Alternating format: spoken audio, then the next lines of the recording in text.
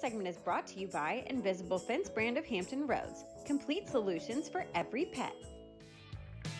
Welcome back to Living 757. I have to be honest, I have been the proud owner of a cat or two, as well as very friendly with some squirrels around my home. They have a place in my heart. Q, Special place, huh? you did not like those squirrels. You are so right. I could not stand those squirrels because they were taking all the food I was trying to feed to the birds. However, they have a special place. But I've never been the owner of a dog.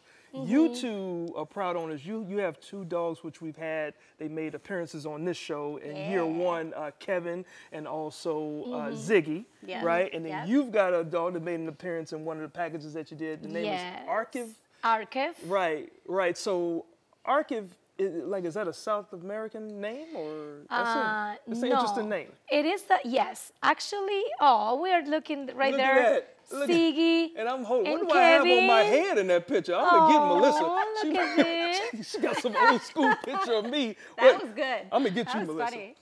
Well, actually, Archive is a story behind the name because when I got that puppy, my kids were little. Yeah. So I told Nico and Alex, can you please choose a name for our pet, our new, baby in the family? So they were fighting.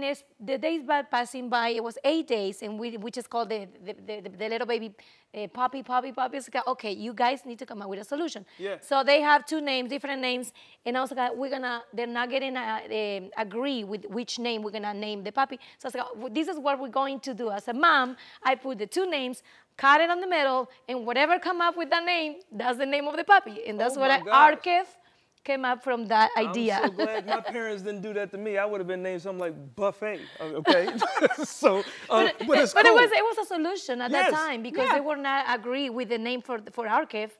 So I was like, okay, I have the solution for you guys. Great solution. Now, because pets and dogs are like children, and so that's how you also have to treat them. So y'all tell me, like what goes into things like like pets. I mean, not pets, but like taking them to the doctor. It's got to be different than a cat. Oh my gosh. So Ziggy, my little 4-pound teacup Pomeranian, just had to go to the vet. Oh wow. She needed her teeth cleaned.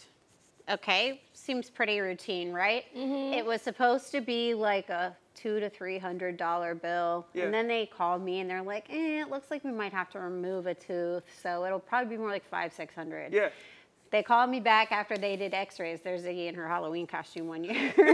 And they said we have to remove 4 teeth, and 2 of them are really big, so they had to surgically remove them. So I had a nice $1,100 vet bill out of nowhere for her teeth to be cleaned. Oh wow.